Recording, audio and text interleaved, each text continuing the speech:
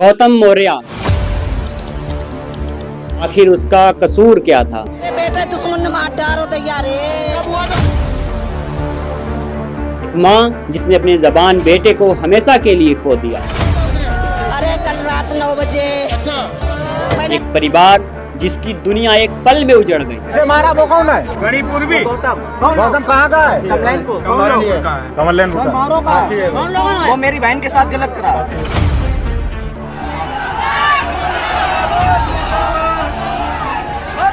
लेकिन कुछ ही घंटों में इंसाफ की मांग करती यह भीड़ सोशल मीडिया की वजह से एक ऐसे मोड़ पर पहुंच गई जहां हत्या की चर्चा से ज्यादा हिंदू और मुस्लिम की बहस होने लगी।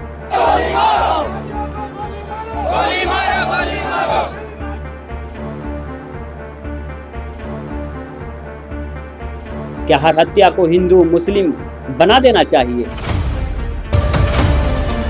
क्या आरोपी का कोई धर्म होता है या सिर्फ उसका अपराध होता है? नमस्कार, मैं हूं वेद मिर्जा और आज इस पूरी रिपोर्ट में मेरा साथ देंगी मेरी सहयोगी और एंकर इल्मा खान। आप देख रहे हैं अपार समाचार, हर खबर सच के साथ। आइए जानते हैं पूरा मामला आखिर शुरू कैसे हुआ। ये कहानी शुरू होती है उत्तर प्रदेश की शाहजहांपुर जिले के काट थाना क्षेत्र के कमलैनपुर गांव से।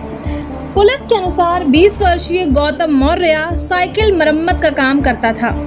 जांच के दौरान सामने आया कि गौतम का गांव की एक युवती से परिचय था। आरोप है कि उसने युवती की तस्वीर अपने इंस्टाग्राम अकाउंट पर पोस्ट कर दी।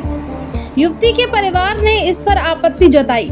पुलिस के अनुसार युवती के चचेरे भाई ने गौतम से फोटो हटाने के लिए कहा, लेकिन विवाद यही खत्म नहीं हुआ। धीरे धीरे दोनों पक्षों के बीच तनाव बढ़ता गया और यही विवाद आगे चलकर एक बड़ी वारदात की वजह बन गया। लेकिन क्या किसी लड़की की तस्वीर उसकी इच्छा के खिलाफ सोशल मीडिया पर डालना सही है? अगर ऐसा हुआ है तो कानून इसके खिलाफ कार्रवाई का रास्ता देता है। लेकिन क्या किसी की गलती की सजा किसी की जान लेकर दी जा सकती है? इतनी बड़ी सजा दी जा सकती है कि किसी बूढ़े माँ बाप का एक लौता सहारा ही छीन लिया जाए। हत्या कैसे हुई?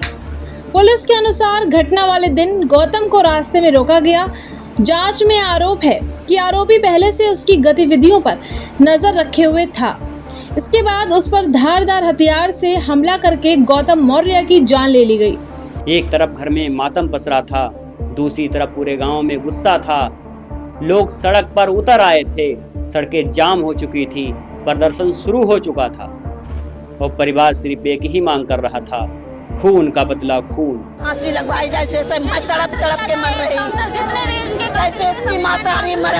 अगर आपके परिवार का कोई सदस्य इस तरह आपसे छिन जाए तो क्या आप भी इंसाफ की मांग नहीं करेंगे?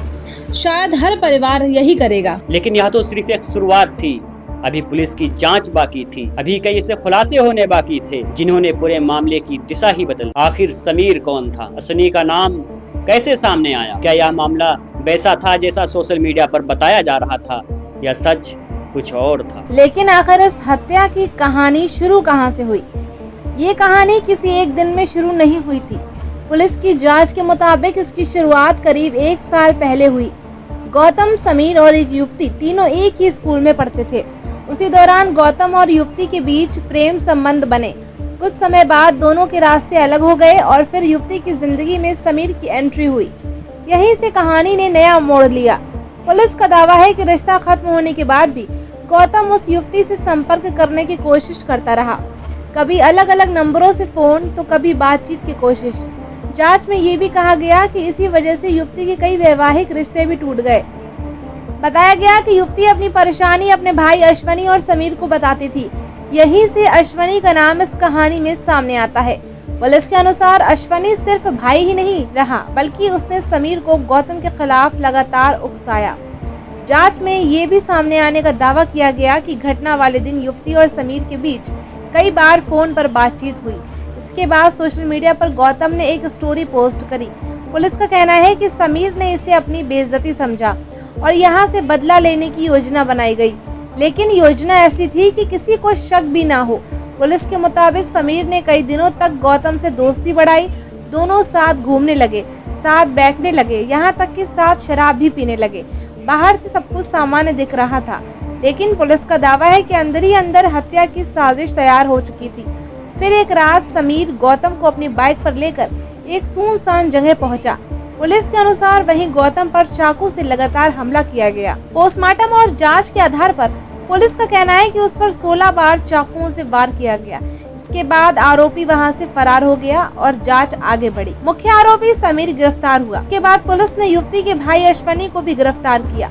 पुलिस का आरोप है कि अश्वनी ने समीर को हत्या के लिए उकसाया था। जांच के दौरान समीर के पिता, भाई और चचेरे भाई की भूमिका भी सामने आने का दावा किया गया, जिसके बाद उन्हें भी गिरफ्तार करके जेल भेजा गया। इसी बीच प्रशासन ने आरोपियों के मकान की पैमाइश कर उसे सील कर दिया और अवैध निर्माण के मामले में कार्रवाई शुरू करी। सबसे अहम बात, पुलिस का कहना है कि अब तक की जाँच में इस हत्या के पीछे सांप्रदायिक कारण नहीं बल्कि प्रेम संबंध, आपसी रंजिश और व्यक्तिगत विवाद सामने आया है। हर बड़े अपराध के बाद दो जांच चलती हैं, एक पुलिस की और दूसरी सोशल मीडिया की।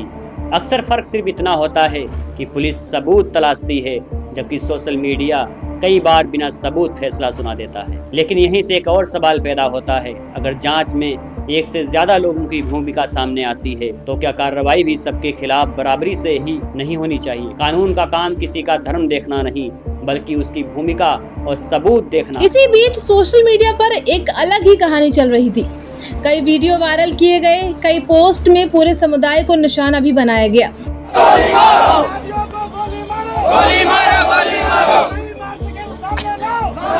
कहीं भड़काऊ नारे लगाए गए तो कहीं ऐसे दावे किए गए जिनकी आधिकारिक पुष्टि नहीं हुई थी। कुछ पोस्ट में ये तक लिखा गया कि आरोपी इंटरनेट पर क्या खोजता था, लेकिन ऐसे दावों की आधिकारिक पुष्टि जांच एजेंसियों की ओर से नहीं की गई थी।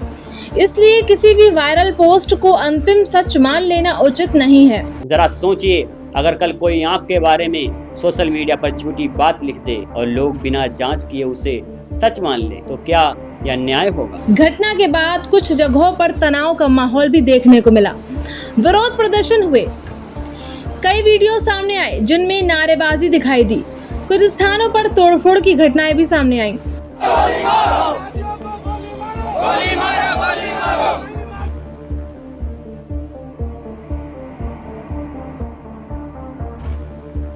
लेकिन सबसे बड़ा सवाल आज भी वही, क्या किसी एक अपराधी की वजह से पूरे धर्म को कटघरे में खड़ा कर देना चाहिए? अगर किसी मुस्लिम ने अपराध किया है तो क्या सारे मुसलमान अपराधी हो? और अगर जांच में किसी हिंदू की भी भूमिका सामने आई है तो क्या पूरा हिंदू समाज अपराधी हो गया? जवाब है बिल्कुल नहीं। पुलिस की जांच आगे बढ़ती रही, गिरफ्तारियां होती रही, प्रशासनिक कार्यवाही भी शुरू हुई, लेकिन इस पूरे मामले ने एक और बात साफ कर दी। सोशल मीडिया पर सबसे तेज चीज अगर कोई दौड़ती है तो वो है अफवाह, और अफवाह कई बार सच से भी ज्यादा खतरनाक साबित होती है। एक माँ अपने बेटे को खो चुकी है, एक परिवार बिखर चुका है, और ऐसे समय में अगर हम सच की जगह नफरत फैलाने लगे तो नुकसान सिर्फ एक परिवार का नहीं पूरे समाज का होता है। लेकिन कहानी यही खत्म नहीं होती। जैसे जैसे मामला आगे बढ़ा, सरकार भी हरकत में आई। पीड़ित परिवार मुख्यमंत्री से मिला, मुआवजे का ऐलान हुआ, प्रशासन ने कई बड़े फैसले लिए, और आखिर इस पूरे मामले से समाज क्या सीख सकता है? लेकिन क्या सिर्फ मुआवजा किसी माँ की गोद वापस भर सकता है? क्या कोई जमीन किसी बेटी की जगह ले सकती है? शायद नहीं। इस पूरे मामले के दौरान सोशल मीडिया पर हजारों पोस्ट वायरल हुई। कहीं पूरे समुदाय को निशाना बनाया गया तो कहीं नफरत फैलाने वाली बातें लिखी गईं, और कहीं बिना आधिकारिक पुष्टि के अलग अलग दावे भी किए गए। पुलिस की कार्रवाई में जिन लोगों की भूमिका सामने आई उनके खिलाफ कानून के मुताबिक कार्रवाई की गई। यानी कानून ने किसी का धर्म नहीं देखा, कानून ने सिर्फ आरोप, सबूत और जांच को देखा। यही एक सभ्य समाज की पहचान है। यहाँ फैसला भीड़ नहीं, कानून करता है। एक तस्वीर, एक विवाद, एक हत्या, और उसके बाद सोशल मीडिया पर नफरत का तूफान। लेकिन अगर इस पूरी कहानी से हमें कुछ सीखना है तो वह सिर्फ एक बात है, अपराधी हिंदू नहीं होता, मुस्लिम नहीं होता, अपराधी सिख नहीं होता, अपराधी ईसाई नहीं होता, अपराधी सिर्फ अपराधी होता है। अगर उसने अपराध किया है तो उसे कानून के मुताबिक सजा मिलनी ही चाहिए। लेकिन किसी एक अपराधी की वजह से पूरे धर्म, पूरे समाज और पूरे समुदाय को कटघरे में खड़ा कर देना ना ही इंसाफ है, ना ही इंसानियत। ये रिपोर्ट किसी अपराधी का बचाव नहीं करती और ना ही किसी निर्दोष को कटघरे में खड़ा करती है। हमारा उद्देश्य सिर्फ इतना है कि समाज सच जाने, कानून पर भरोसा रखे और अफवाहों से बचे। आप इस पूरे मामले को कैसे देखते हैं? क्या किसी की तस्वीर उसकी इच्छा के खिलाफ सोशल मीडिया पर डालना गलत है? और अगर ऐसा हुआ भी हो तो क्या उसकी सजा हत्या हो सकती है? क्या किसी अपराध की आड़ में पूरे समुदाय को निशाना बनाना सही है? अपनी राय हमें कमेंट करके जरूर बताएं। मैं हूं इल्मा और आप देख रहे हैं आपार समाचार, हर खबर सच के साथ।